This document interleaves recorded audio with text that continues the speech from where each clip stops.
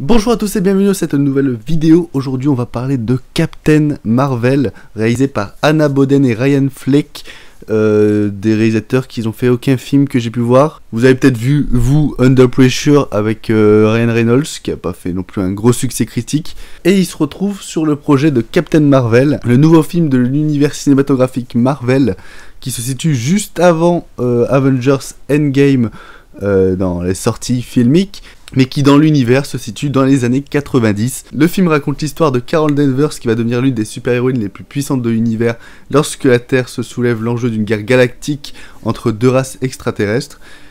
Et qu'est-ce que j'ai pensé du film? C'était pas mal, mais c'était juste pas mal. C'était pas mauvais quoi. C'est toujours mieux qu'Ant-Man et la Guêpe par exemple, ou de Thor 2. Mais ça reste beaucoup trop inférieur à des claques comme l'a été Infinity War ou même Black Panther. Enfin, je trouve ça inférieur à Black Panther aussi. Il y a un manque fou d'ambition derrière le projet qui nous stagne un peu. Ça aurait pu être le meilleur film Marvel. Finalement, c'est juste très sympathique, c'est juste pas mal et ça ne va pas plus loin que ça. Au casting, on retrouve la magnifique Brie Larson dans le rôle de Captain Marvel, Samuel L. Jackson qui à 70 ans s'est fait rajeunir pour qui est plus 30 ans, 40 ans. Et on retrouve également Jude Law et Ben Mendelsohn qu'on a pu voir dans le Ready Player One de Steven Spielberg et qui jouait le méchant. On a deux têtes d'affiche dans le casting, on a Brie Larson et Samuel L. Jackson qui campent des rôles vraiment principaux à l'histoire et des rôles qu'on suit. C'est limite un buddy movie tellement les deux personnes essayent d'apprendre à se connaître mais essayent en même temps de passer des bons moments ensemble et commencent au fur et à mesure de l'histoire à s'apprécier. Mais les autres acteurs, bien que des têtes d'affiche, bien que des stars du cinéma, passent beaucoup plus à côté et ont des rôles un peu moins intéressants. Et ils sont encore moins intéressants que le chat qui est dans le film. Voilà, le chat a plus d'importance que ces acteurs-là. Et le film a non seulement des qualités, mais a aussi une bonne centaine de défauts. C'est ça que je souhaite critiquer au film, c'est qu'il est vraiment pas sans défauts. Et des défauts qu'on a pu déjà observer dans les bonnes annonces, dans les extraits diffusés. Et celui qui m'a le plus frappé aux yeux, c'est que les scènes d'action sont putain de mal filmées et putain de mal montées, et on comprend strictement rien. Quand c'est des gunfights, quand c'est des scènes d'action qui se jouent à longue distance, ça peut passer, mais à partir du moment où ça rentre dans le corps à corps, on comprend rien aux chorégraphies des acteurs. Tout est superflu et voilà, on sait qu'ils sont en train de se battre, mais on sait pas qui a l'ascendant, qui est en train de se faire dominer, on sait pas quel coup est porté. C'est dommage parce que les chorégraphies avaient l'air d'être plutôt intéressantes en y pensant et dans mon imagination, mais rendu à l'écran, on ne comprend strictement rien aux chorégraphies. Et pour un film de super-héros Marvel, ça fait un peu mal parce que limite les frères Russo filment mieux les scènes d'action au corps à corps que Anna Boden et Ryan Fleck, alors que je peux vous dire, on en a critiqué aux frères Russo, hein, que ce soit dans Captain America 2 ou même dans Civil War, tout ce qui était dans la matière du corps à corps, on comprendrait pas grand chose. Mais on arrivait à comprendre quand même légèrement mieux que dans ce film, qui est voilà, steadicam et même caméra qui bouge beaucoup trop et montage totalement épileptique dans ces moments-là. Et également en plus on a les effets spéciaux qui sont pas folichon. Enfin, à partir du moment où Captain Marvel devient vraiment super puissante avec toutes ses flammes, on le sait que Brie Larson est reproduite en image de synthèse direct à partir du moment où elle met son masque qui lui permet de respirer sous l'eau dans l'espace et tout ça. Voilà, on voit que c'est pas elle, on voit que c'est plus de l'animation. Et ça nous dérange un petit peu, hein. Alors qu'à côté, un Iron Man avec totalement une armature métallique paraît beaucoup plus crédible que juste une femme qui met un masque et qui a une tenue en caoutchouc. Je sais pas ce qu'ils leur ont pris par la tête, mais juste incruster la tête de Brie Larson dans un corps totalement en animation, ça aurait été plus efficace au vu de ce qu'ils font déjà sur Samuel L. Jackson, où là, c'est vraiment bluffant, la retranscription et le rajeunissement de Samuel L. Jackson, là c'est bluffant et je me demande pourquoi ils n'ont pas fait ça avec Brie Larson, parce que ça avait l'air d'être un peu la même technique de retranscription du visage. Donc ouais, je comprends pas trop le principe même du truc. Après on a beaucoup de défauts d'histoire, c'est le scénario, certes un peu plus original dans sa construction, est quand même très prévisible. on nous montre un méchant qui finalement ne sera pas lui. Et si vous n'êtes pas con, c'est pas un spoil, ça se voit dès le début. Également, on a le principe des Skrulls qui se changent en personnes, qui sont métamorphes. On a du mal à comprendre à chaque fois si c'est vrai, en qui ils se sont changés. On a du mal à comprendre les petites références. À un moment, il y a Samuel L. Jackson qui est avec son collègue qui est son supérieur. Et toute la scène sert à nous montrer que un des deux, ou même les deux, sont des Skrulls. Le problème, c'est que on n'a jamais de trucs pour nous rassurer. C'est genre, moi, après la scène, j'ai pensé que c'était les deux, qu'ils étaient Skrulls. Et pendant très longtemps, pendant le film, pendant 15-20 minutes, j'ai pensé que les deux étaient toujours Skrulls et que Brie Larson se faisait entuber. Finalement, non, il n'y en a qu'un seul. Donc je sais pas. Surtout que les dialogues qui passaient sur l'autre faisaient penser que c'était un Skrull. Donc très, très gros problème de dialogue à ce niveau-là.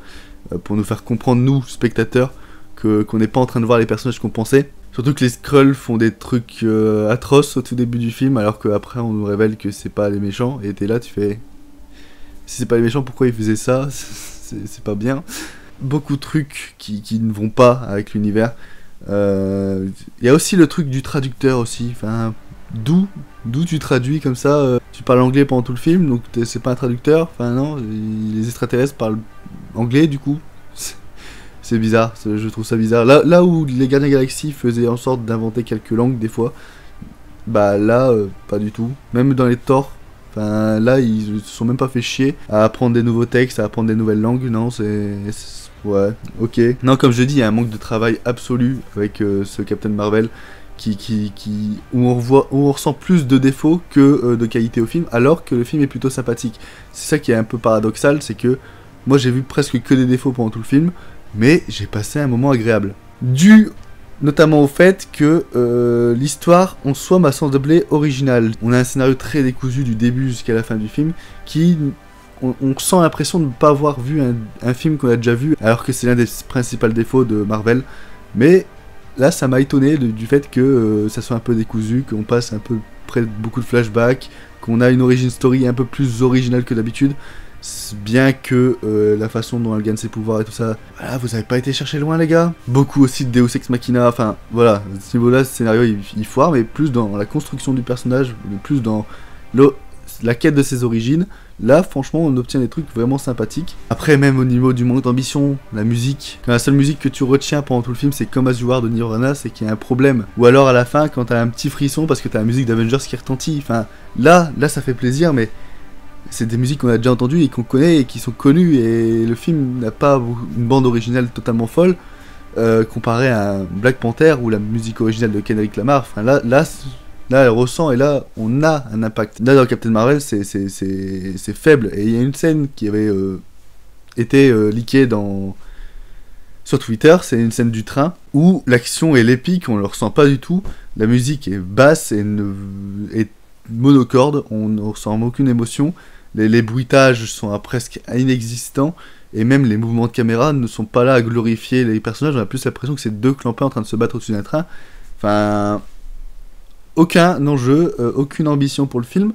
Après, comme je vous ai dit, j'ai passé un moment hyper sympathique. J'ai trouvé les personnages assez attachants, bien que le personnage de Samuel Jackson, j'ai trouvé un peu relou sur la forme, avec ce petit chat là. N'empêche, ils ont été au bout du délire des chats qui voulaient dominer la planète. Ça, j'ai kiffé. Il y a beaucoup de références comme ça que j'ai kiffé, et notamment au tout début.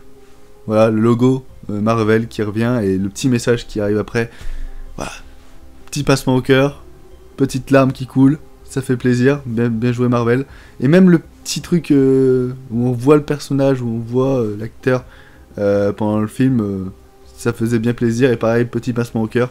On se rend compte que là, vraiment, il y a un énorme respect à ce type. Et voilà, j'ai pas envie de vous spoiler, j'ai envie que vous découvrez un peu tout ça au début du film. Mais moi, ça m'a beaucoup touché. Et ça fait partie des trucs qui sauvent vraiment le film dans la matière d'ambition. Bien qu'après, voilà... C'est un moment sympathique. Mais comme je peux vous dire, là, je peux pas vous sortir de qualité évidente au film. C'est plutôt monocorde, c'est plutôt lisse. Mais après, c'est meilleur que tous les autres Marvel qui avaient également le même défaut. Parce que, je sais pas, il y a quelque chose en plus. Il y a quelque chose en plus. Peut-être la hype pour Avengers Endgame. D'ailleurs, la première scène post-générique, m'a fait lever du siège. Et pour vous parler de la deuxième scène post-générique, quittez la salle. Faites-vous pas chier à rester 10 minutes dans la salle à regarder ça. Déjà, vous me faites chez moi quand je bosse au cinéma et que je fais la fermeture et que je suis obligé d'attendre que toutes les personnes sortent de la salle pour pouvoir fermer le cinéma et pouvoir faire ma salle. Vous voyez le gars avec le ramasse-poussière, et bah vous faites chier en fait en restant pour cette scène-là parce que la scène elle est inutile, ça sert à rien.